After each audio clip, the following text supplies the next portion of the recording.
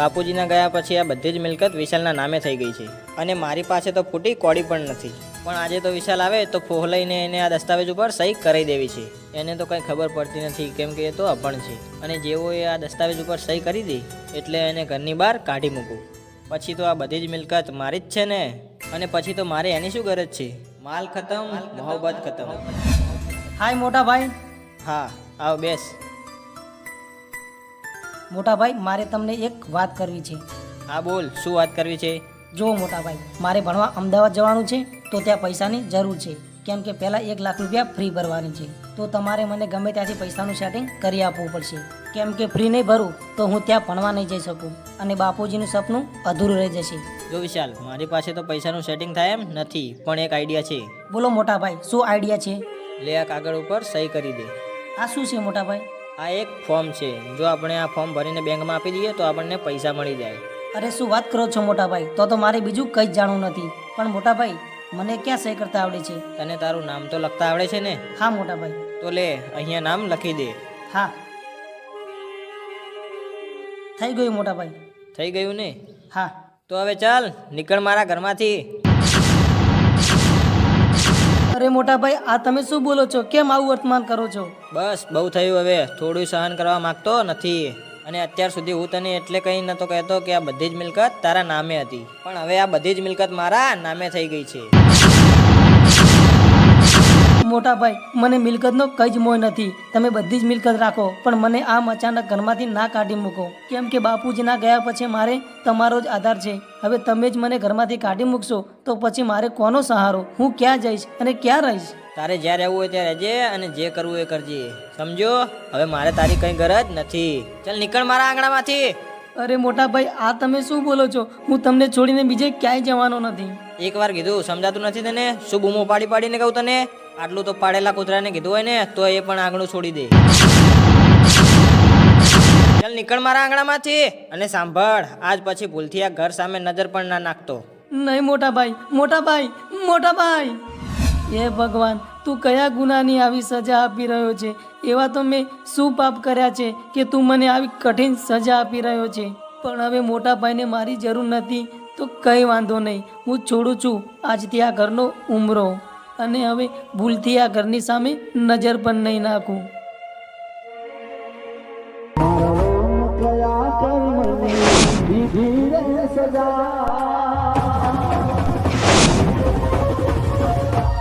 મારો કયા કર્મની દીધી રે સજા, જિંદગીમાં દર્દ છે ને દર્દમાં મજા.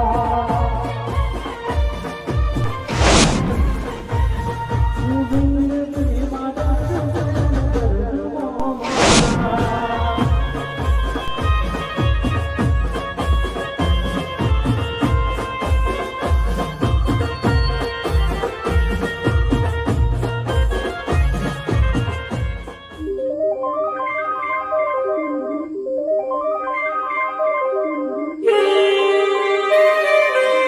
એમાં હું બધું જ હારી ગયો છું. ના ભાઈ નથી મારો, ના યાર નથી મારો, કે ના કોઈ સગાવાલા. આ મતલબી દુનિયામાં કોઈનું નથી માં. હવે તારા સિવાય મારો કોઈ જ આધાર નથી માં.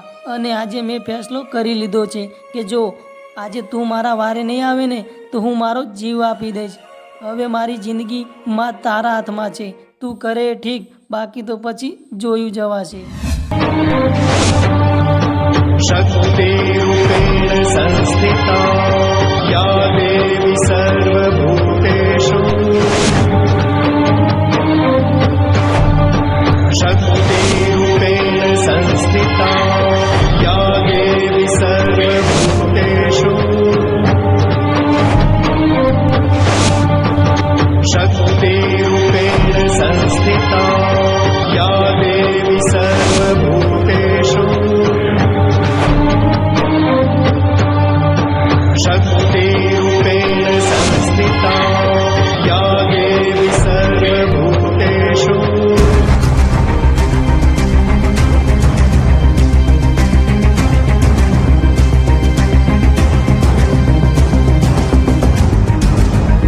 ભાઈ, આજે તો હું એકદમ મસ્ત અને જોરદાર સમાચાર લાવ્યો છું. બોલ, શું સમાચાર લાવ્યો છે? તો ભાઈ સાંભળો.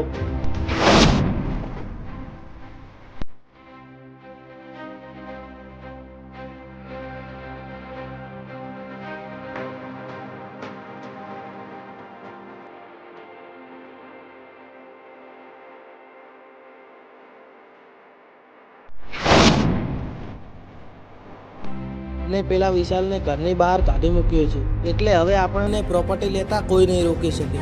વાહ કરણ વાહ, સમાચાર તો તું જોરદાર લાવ્યો છે. હા ભાઈ, તો બોલો હવે શું કરવાનું છે? કરવાનું શું હોય, ચાલ અત્યારે એના ઘરે અને એને ડરાવી ધમકાવીને દસ્તાવેજ ઉપર સહી કરાવી લઈએ અને બધી મિલકત આપણા નામે કરાવી દઈએ. હા ભાઈ, ચાલો.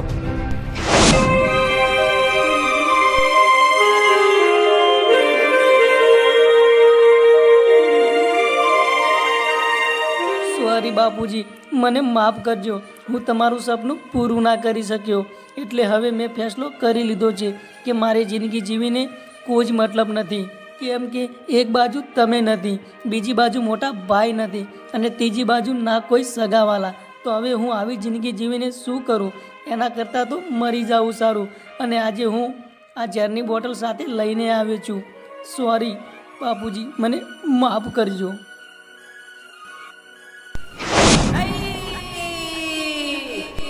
સપનું સપનું હતું ક્યાંક વિશાલ એવું તો નહીં કરે ને? પણ ના, જ્યાં સુધી હું મોટો ભાઈ એની સાથે છું એને કંઈ જ નહીં થવા દઉં. મેં એની સાથે બહુ જ એટલે બહુ જ ખોટું કરી નાખ્યું છે. લાવ જવા દે એની જોડે. વિશાલ!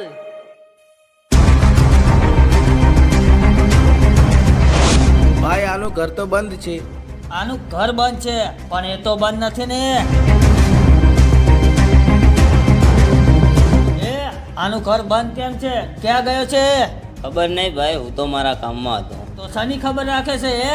ભાઈ હું શું લેવા ખબર રાખું, હું તો મારું કામ અને હું બસ. તો ભાઈ હવે શું કરીશું? કરણ ચાલ, આજે તો એ ગમે તે હોય પણ એને છોડવાનો નથી. હા ભાઈ, ચાલો.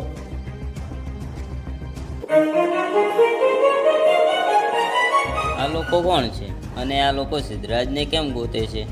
દાળમાં કંઈક કાળું લાગે છે. ચાલ જવા દે આમની પાછળ પાછળ.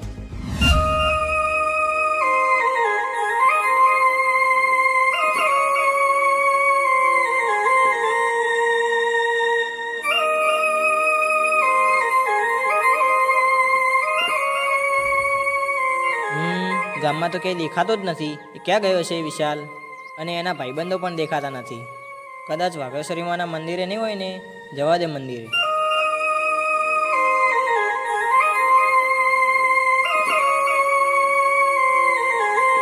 વિશાલ, એ વિશાલ!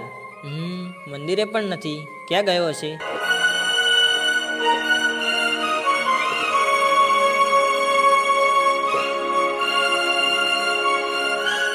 એ માં વાઘેશ્વરી, ગમે તે કરીને મને મારા ભાઈ સુધી પહોંચાડી દો. સવારનો એ ઘરેથી જતો રહ્યો છે, હજુ સુધી પાછો આવ્યો નથી. અને માં, આમાં મારો જ વાંક છે. હું જ પૈસાની અને મિલકતની લાલચમાં આવીને મારા ભાઈને મારાથી દૂર કર્યો. પણ માં, હવે મને મારી બધી જ ભૂલો સમજાઈ ગઈ છે. પ્લીઝ માં, હવે મને મારો ભાઈ પાછો અપાવી દો, ભલે એ ગમે ત્યાં હોય.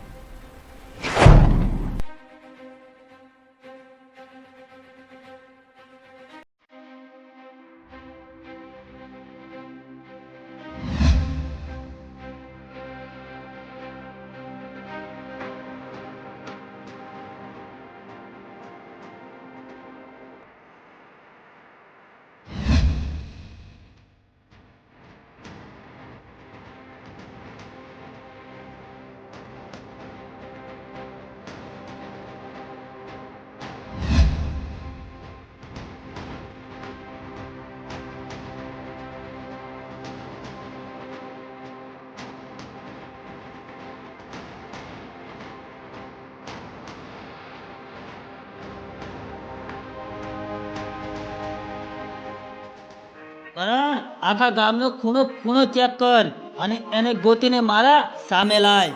અને એ આજે નહીં મળ્યો ને તો બધી મિલકત આપણા હાથમાંથી જતી રહેશે. ના ભાઈ, એવું તો હું નહીં થવા દઉં.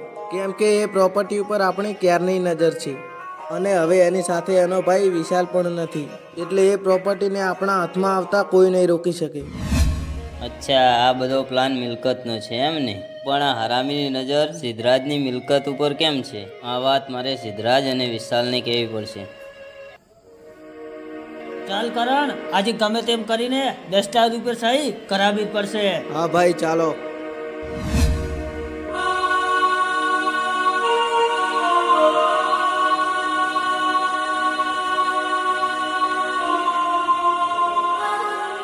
સોરી બાપુજી, મને માફ કરજો. હું તમારું સપનું પૂરું ના કરી શક્યો, એટલે હવે મેં ફેસલો કરી લીધો છે કે મારે જિંદગી જીવીને કોઈ જ મતલબ નથી.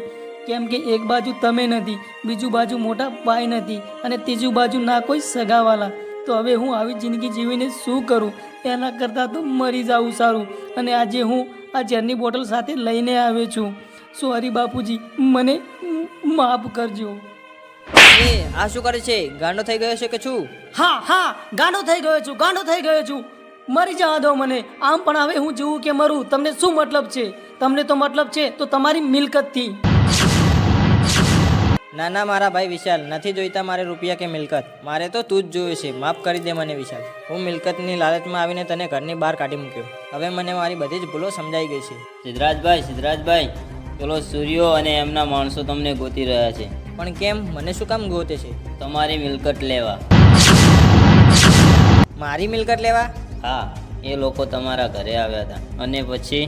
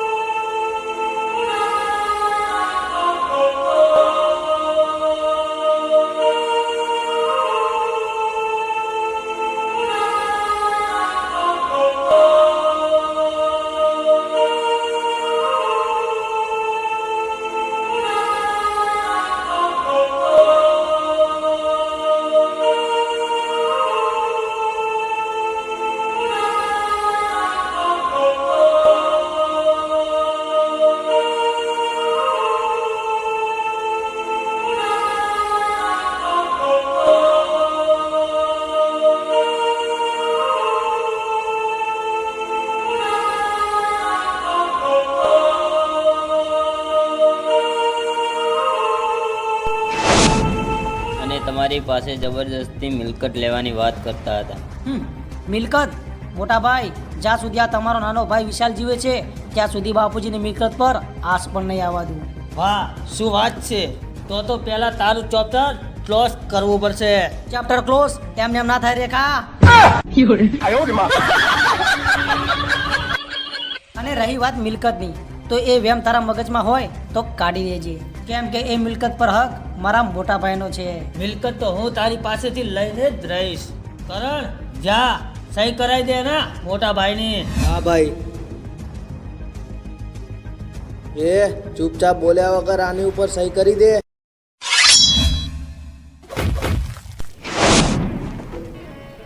હવે બોલ, કોણ છે તારો બોસ? બોસ? અરે બોસ, આ શું થઈ ગયું તમને? ઉઠો બોસ, ઉઠો. ચાલ કરણ, ભાગ અહીંયાથી, નક તારી પણ બોસના જેવી જ હાલત થઈ જશે. ઉભો રે, આપું તને મિલકત. આમાય. સોરી વિશાલ, બને તો મને માફ કરી દેજે. હું તને સમજી ના શક્યો. આજથી બાપુજીની બધી જ મિલકત તારી છે. ના મોટા ભાઈ, એ મિલકત પર હક તમારો છે. અરે પણ વિશાલ. બસ મોટા ભાઈ.